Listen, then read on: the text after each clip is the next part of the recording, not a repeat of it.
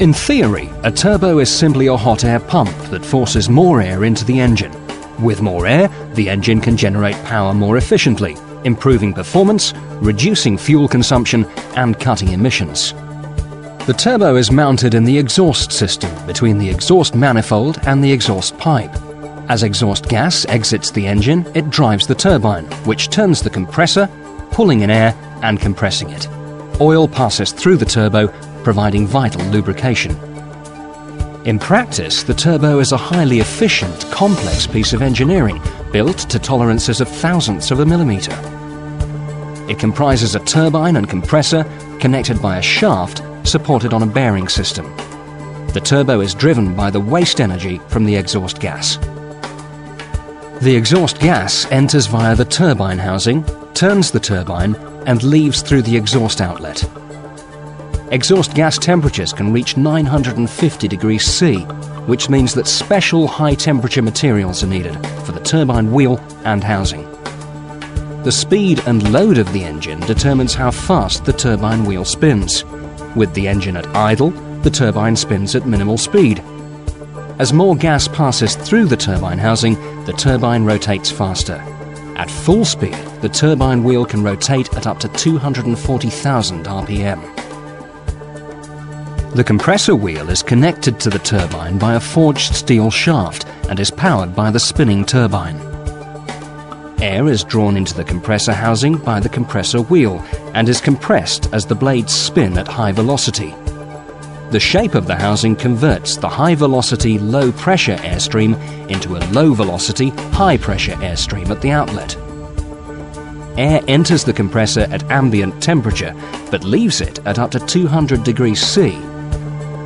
As air temperature increases, its density decreases, which reduces power. So it's usually passed through a charge air cooler or intercooler, which uses air or water to cool the hot, high-pressure air. The forged shaft linking the turbine and compressor runs in a bearing housing, lubricated by oil from the engine. The oil is fed under pressure into the bearing housing to the journal bearings and thrust system. The oil also acts as a coolant, taking away heat generated by the turbine. The journal bearings float on a film of oil between bearing and shaft and bearing and housing. The clearances for these oil films are critical. At both ends of the bearing housing are unique oil seals. Totally unlike normal engine oil seals, they're specially designed to cope with the turbo's extreme temperatures and pressures and help ensure that oil does not leak into either compressor or turbine housings. A small turbine will give a good response at low engine speeds.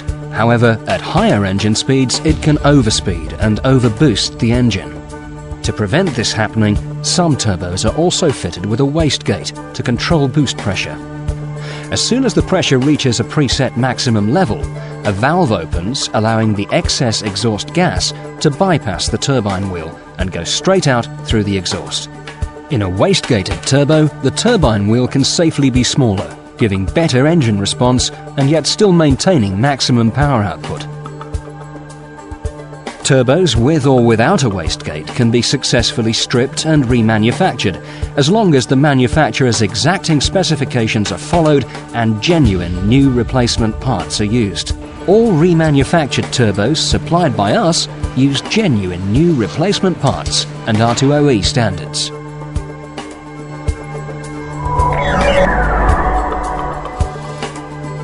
In conventional turbos, the amount of airflow into the engine is determined by the design of the turbine and compressor wheels and their housings. This design is inevitably a compromise between its performance at low and high engine speeds.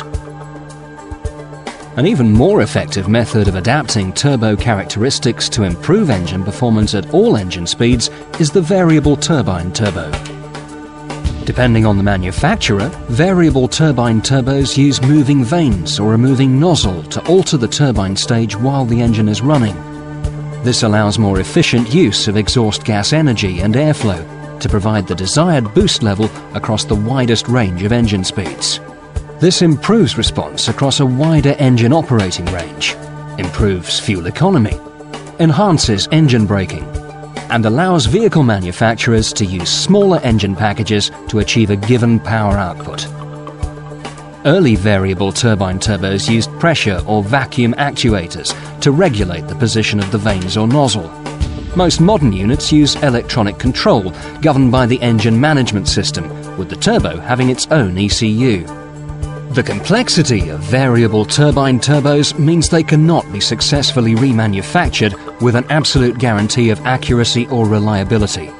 Consequently, we only supply brand new variable turbine turbos.